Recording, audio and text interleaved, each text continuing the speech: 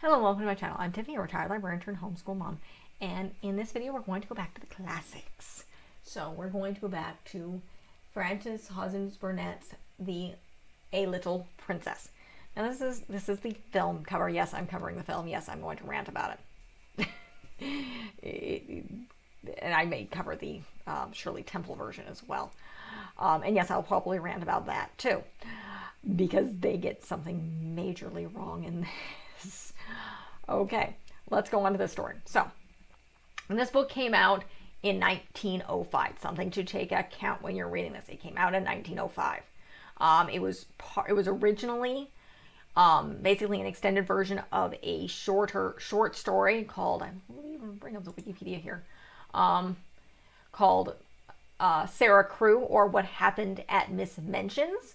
And then that short story was turned into basically, it was originally published in 1887 and then published in book form in 1888.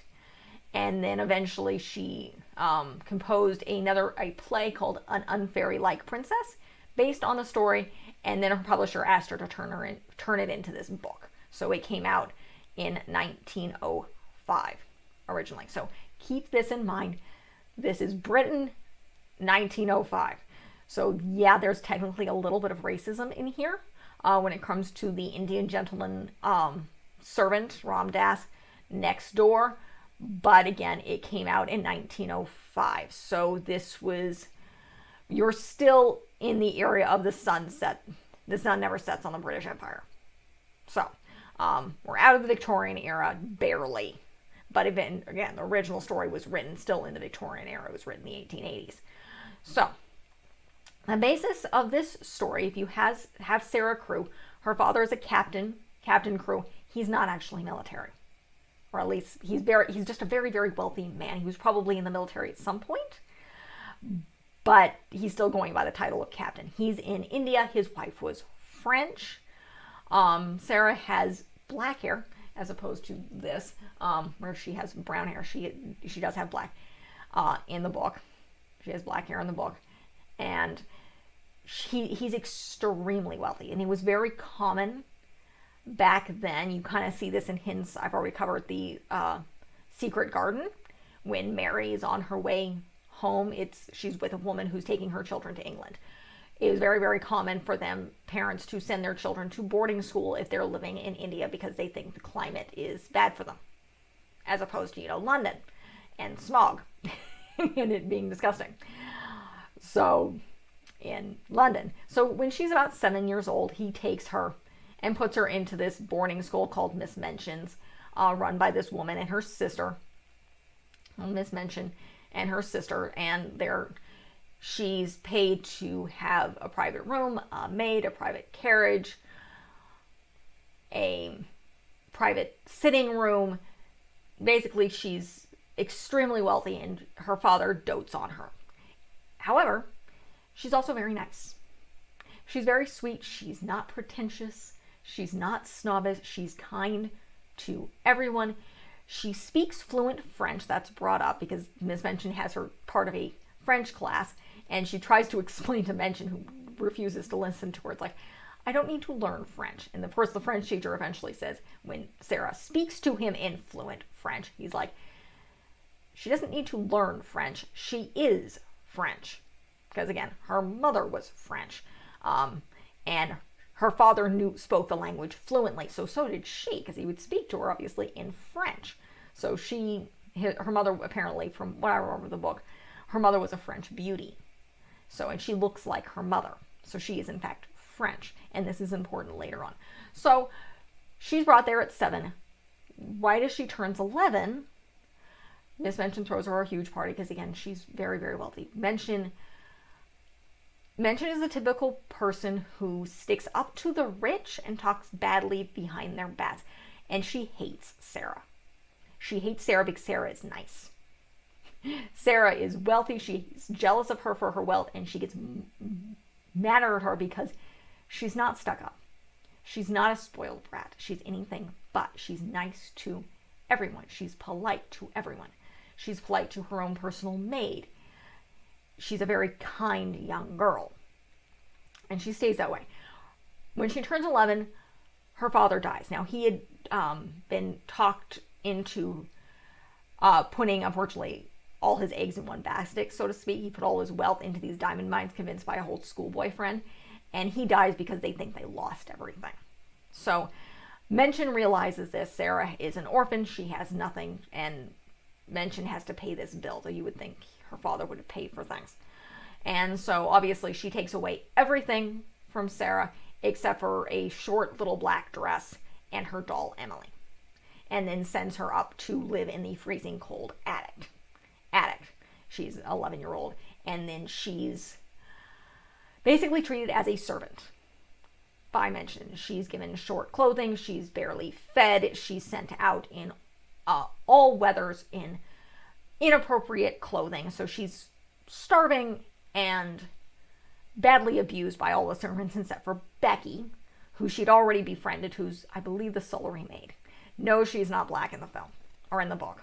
Yes, this film shows her black. Yes, I will rant about it later. She's a little white girl with blonde hair, oddly enough, in the book. And there are other things that go on in the film that buggle the daylights out of me. The film drives me crazy. So, for 2 years, basically Sarah, while being impoverished, she uses her imagination to pretend she's a princess pretending to be something else, that she's imprisoned. She's still teaching the younger girls. Mention still has her teach them French, because again, she speaks fluent French. And she's still friends with some of these girls who sneak up to see her. And Mention hates her all the more, because despite the fact that she has nothing, she continues to be sweet and nice and polite. And there's a chapter here that becomes important later. That becomes very, very important to the concept of the book, and the films miss out completely on. She finds a sixpence in the street and buys some buns from the baker woman. And then she sees a girl who's poorer and more desolate than she does, and she gives the food that she just bought. Remember, she's still starving herself and freezing, and she still gives it to this other girl. So this shows Sarah's character. I mean, very, very much important in this. So shortly after this, a Mr. Carrisford, unbeknownst to Sarah, who doesn't know who he is, he moves in next door with his Indian servant, Ram Das. And at one point in time, Ram Das has a monkey. So he's an Indian gentleman. I believe she's a Lascar. Which I'm assuming is some sort of tribe in India. I haven't looked it up. But it is important to the story. So they move next door. And the monkey sneaks across to Sarah's room in the attic from next door. And Ram Das, being very nimble, Indian man, probably used to climbing trees. Again, this was written in 1905. Stereotypes. So be aware of that. And he sees the conditions that Sarah is living in. And he's seen her. He's looked out, followed her out the window, and he starts telling Mr. Carrisford about it. Now, Carrisford's ill. He's racked with guilt. He's realized the diamond mines were actually very, very profitable. He's filthy rich. But he abandoned his friend, who then died, and he spent the last 2 years racked with guilt trying to find Sarah. He's desperately, but he thinks she's in France because her mother was French, so he's assuming he's looking everywhere for her. So he's racked with guilt, and he's very, very sick. So Ram Das basically starts telling him stories, and he goes into Sarah's room by order. Basically, Ram Dass goes in there by orders, Carrisford, and makes her comfortable. And her and Becky start being able to get properly fed. And I don't know whether she's getting clothes, but they have to hide it. Somehow they're hiding this from Mention downstairs. But again, Mention's probably not going anywhere near the attic. They probably have separate stairs. And so that's what's kind of going on. And eventually, over these past couple years pass, again, she's 11, so she's about 13. And one day one evening in winter, the monkey comes over. And she can't take him back because it's still cold and it's night.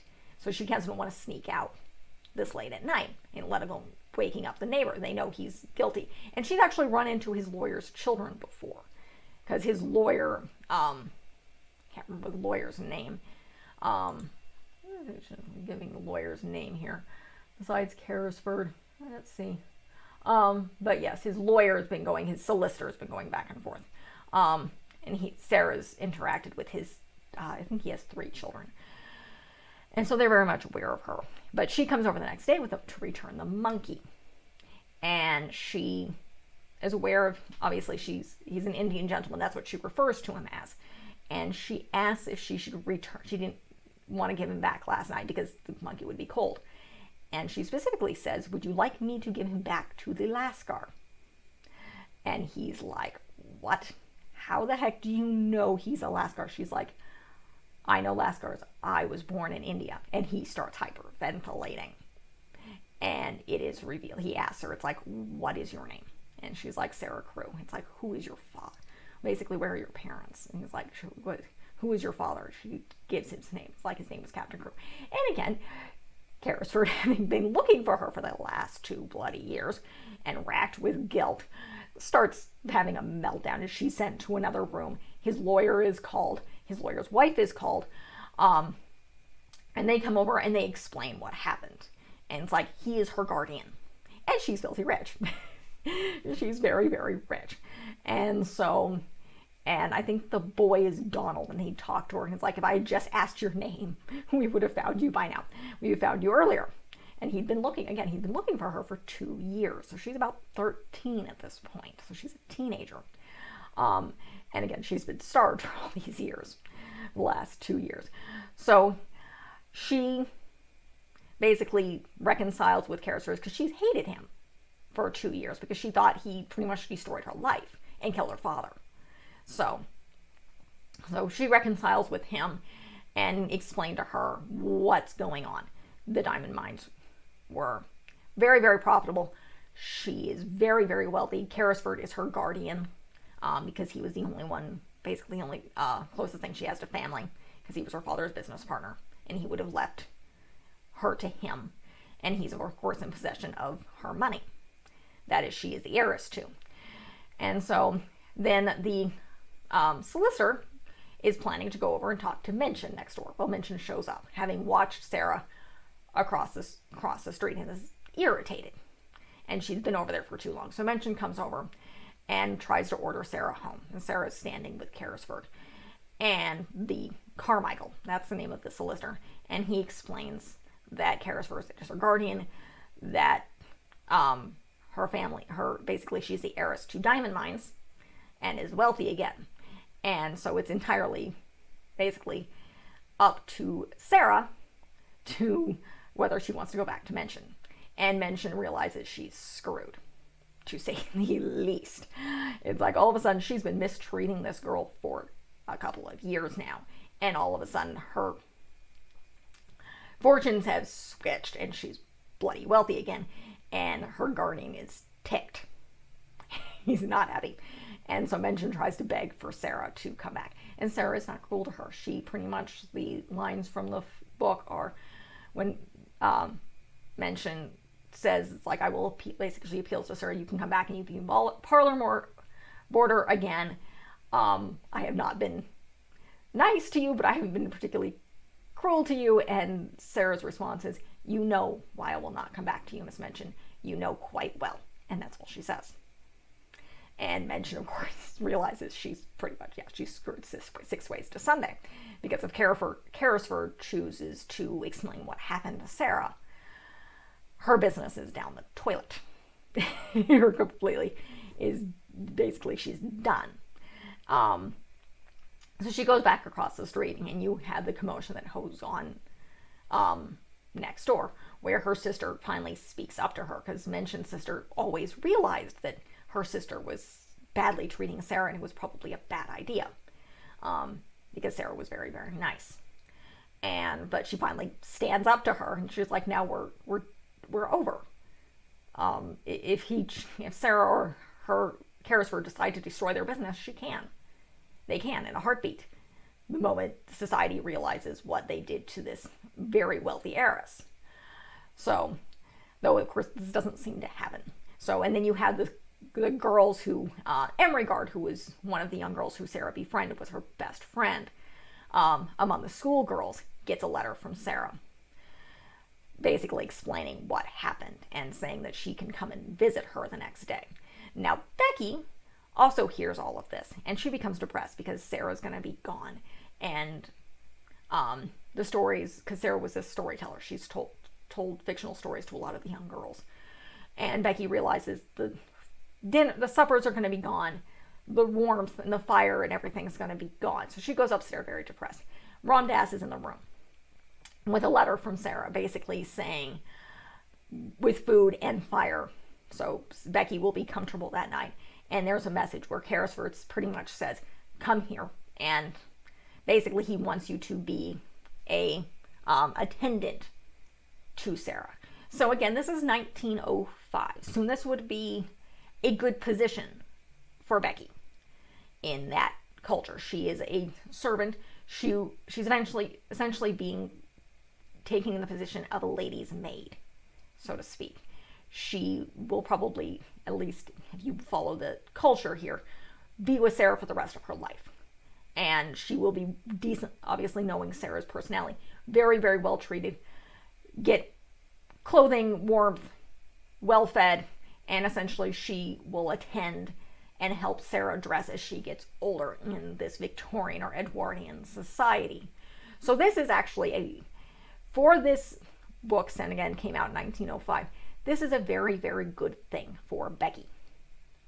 And this is pretty much the best position she could get of her station, to be a lady's maid. So that is, of the servants in a household, it is one of the very top. So, to be a lady's maid. So, this is very good for her. Fast forward, I don't know exactly how long, and this is one of the most important things. This gets to the very point of this book that, again, the films miss completely by a mile here.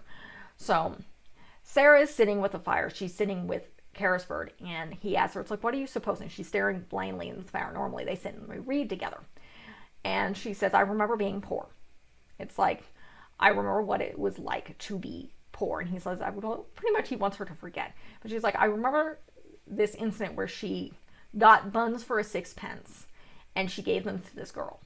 And she said, and I remember the children starving. And she said, you tell me I have all this money and I would like to give back. If we could go and pay the bun woman to feed the children, essentially, to feed the poor.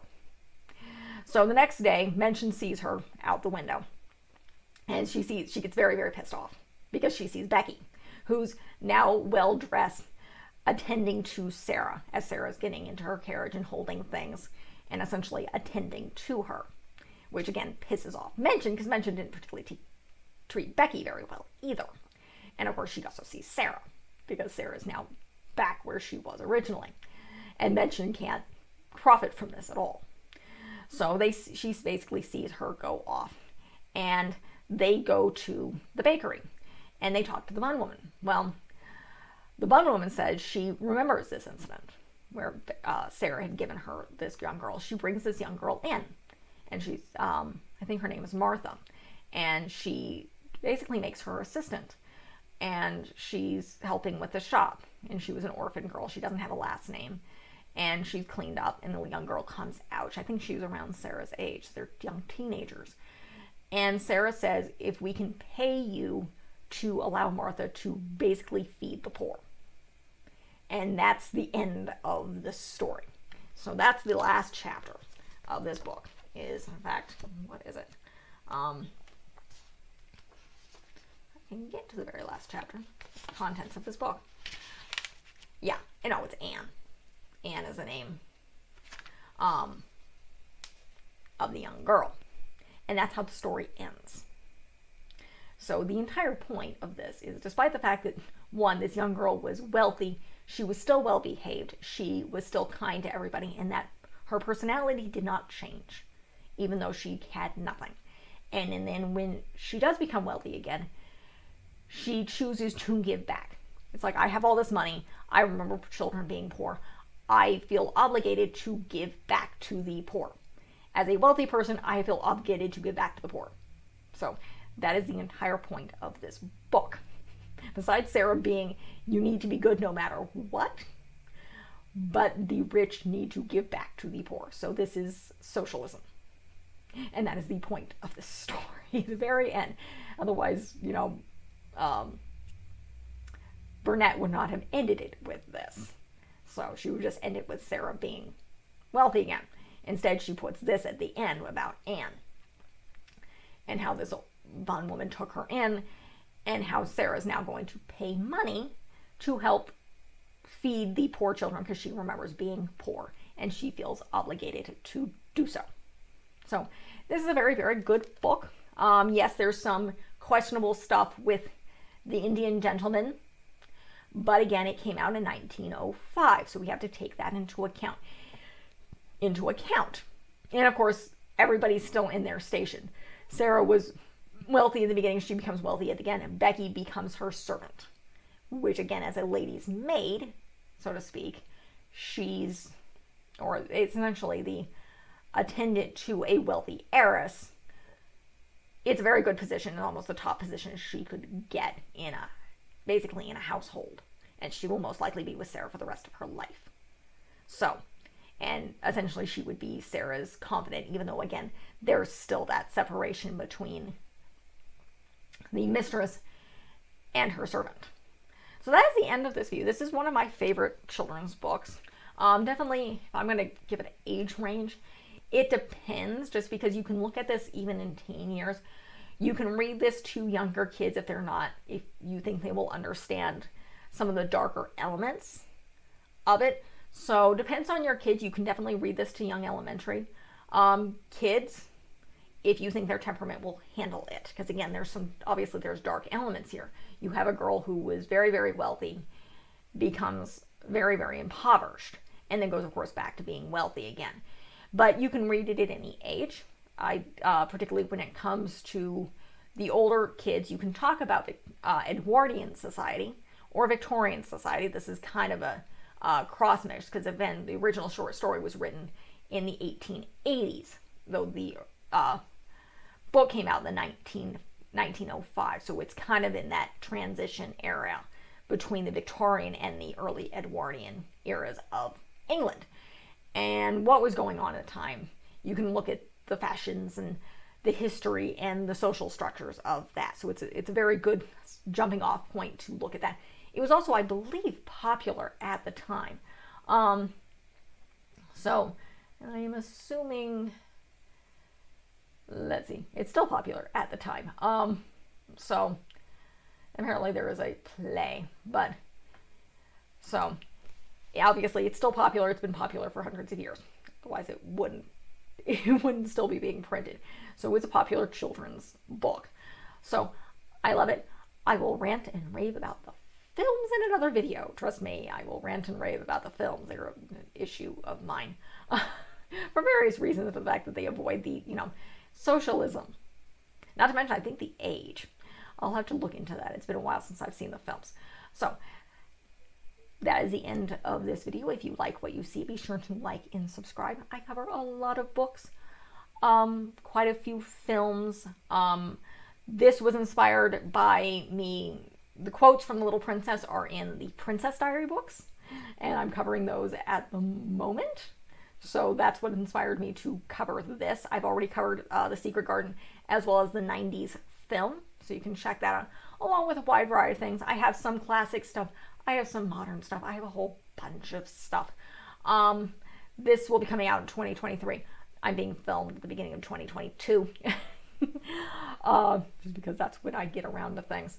So I'll also be adding some more education stuff. My daughter will be, by the time you guys see this, probably close to 3.5. So I'll be adding more secular homeschooling stuff, as well as hopefully some travel stuff in there as we get going. Again, I'm filming this in January of 2022. COVID's still going on. Hopefully it's not going to be going on by the time you guys see this. I hope. It's been going on for a while. So hopefully adding travel stuff and more homeschooling, secular homeschooling stuff, as well as a few other things. So again, like and subscribe, leave a positive comment if you have one. Thank you.